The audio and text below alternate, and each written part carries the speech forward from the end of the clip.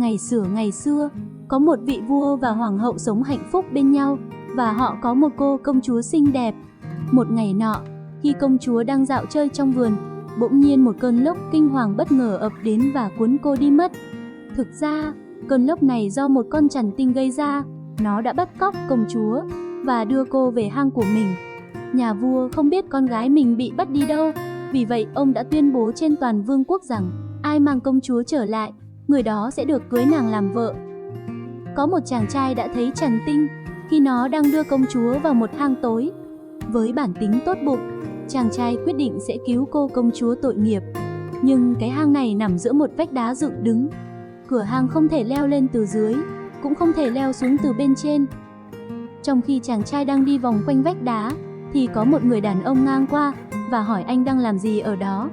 Chàng trai kể về việc nhìn thấy con chằn tinh đã bắt cóc công chúa và đưa cô về hang ổ của nó. Người đàn ông kia nói rằng ông biết cách vào hang.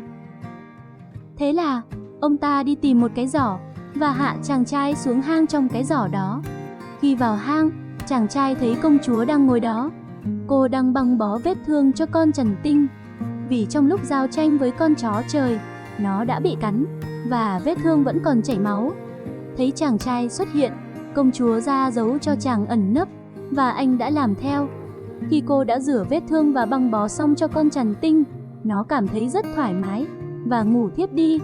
Khi đó, chàng trai bước ra khỏi nơi ẩn nấp và hạ gục con chằn tinh bằng một thanh kiếm. Chàng trai dắt công chúa ra khỏi hang, nhưng cái giỏ quá nhỏ, không thể kéo hai người lên cùng một lúc. Công chúa nói, anh lên trước đi, còn tôi sẽ đi sau. Không, chàng trai nói, tôi sẽ đợi ở dưới đây cho đến khi cô an toàn. Lúc đầu, công chúa không muốn, nhưng cuối cùng cô đã bị thuyết phục và leo vào giỏ. Trước khi lên, cô lấy một chiếc châm dài từ tóc của mình, bẻ nó thành hai nửa và đưa cho anh một nửa, còn cô giữ lại một nửa. Cô cũng chia chiếc khăn tay lụa của mình cho anh và bảo anh giữ gìn cẩn thận cả hai món quà của cô. Nhưng khi người đàn ông kia kéo công chúa lên, ông ta đã đưa cô đi cùng và bỏ chàng trai ở lại trong hang, mặc cho anh ta kêu cứu. Bấy giờ, không thể nào trèo lên, nên chàng trai đi vào sâu trong hang. Ở đó, anh ta thấy một số cô gái, tất cả đều bị con chằn tinh bắt cóc và chết đói ở đó. Chàng trai thấy trên tường có treo một con cá, nó bị đóng vào tường bằng 4 chiếc đinh. Anh tháo những chiếc đinh ra và thật bất ngờ, khi anh chạm vào con cá, nó biến thành một cậu bé. Cậu bé cảm ơn anh vì đã giải thoát cho mình và họ đồng ý coi nhau như anh em. Chàng trai càng đi sâu vào trong hang, đi một lúc anh cảm thấy rất đói. Nhưng trong hang chỉ thấy toàn là đá và đá. Cố gắng đi thêm một lúc nữa, chàng trai nhìn thấy một con rồng đang liếm một viên đá. Anh bắt chước nó, và không lâu sau anh không còn cảm thấy đói nữa. Anh can đảm bước đến hỏi con rồng làm thế nào để ra khỏi hang, và con rồng gật đầu về phía đuôi của nó, như thể nói rằng anh nên ngồi lên đó. Vì vậy, anh leo lên và trong chớp mắt, nó đưa anh ra khỏi hang, xong rồi nó bay đi mất. Anh tiếp tục đi, cho đến khi tìm thấy một cái mai rùa đầy những viên ngọc trai lấp lánh. Và đó là những viên ngọc thần kỳ, vì nếu ném chúng vào lửa, lửa sẽ ngừng cháy, và nếu ném chúng vào nước, nước sẽ tách ra và bạn có thể đi qua giữa nó. Chàng trai lấy những viên ngọc ra khỏi mai rùa và cho vào túi. Không lâu sau, anh đến một bờ biển. Ở đây, anh ném một viên ngọc vào biển, và ngay lập tức nước biển tách ra. Và nơi đó, có một con rồng biển đang nằm. Nó gầm lên, ai cả gan dám làm kinh động vương quốc của ta? Chàng trai trả lời, tôi tìm thấy những viên ngọc trong một cái mai rùa và đã ném một viên vào biển, và nước đã tách ra cho tôi. Con rồng nói, nếu vậy thì mời cậu vào vương quốc của ta. Và thật bất ngờ, chàng trai nhận ra đó chính là con rồng mà anh đã gặp trong hang.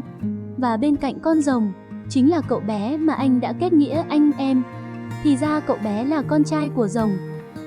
Vì anh đã cứu con trai tôi và trở thành anh em của nó, coi như tôi cũng là cha của anh, con rồng già nói. Và nó đã đãi anh một cách hiếu khách với thức ăn và rượu ngon. Một hôm, cậu bé nói với chàng trai, cha tôi chắc chắn muốn thưởng cho anh, nhưng đừng nhận tiền hay đá quý từ ông ấy, chỉ nhận cái bình nhỏ kia thôi. Với nó, anh có thể làm bất cứ điều gì anh muốn. Và quả thật, Con rồng già hỏi anh muốn gì, và chàng trai trả lời, tôi không muốn tiền bạc hay đá quý. Tất cả những gì tôi muốn là cái bình nhỏ kia. Lúc đầu, con rồng không muốn cho, nhưng cuối cùng nó cũng giữ lời hứa và cho anh cái bình nhỏ. Và rồi chàng trai rời lâu đài của con rồng. Khi đặt chân trở lại đất liền, chàng trai cảm thấy đói. Ngay lập tức, một bàn ăn hiện ra trước mặt anh, đầy món ăn ngon và phong phú. Anh lập tức ăn uống no nê. Sau khi đi một lúc, anh cảm thấy mệt mỏi. Và có một con lừa đứng chờ anh lên cưỡi nó.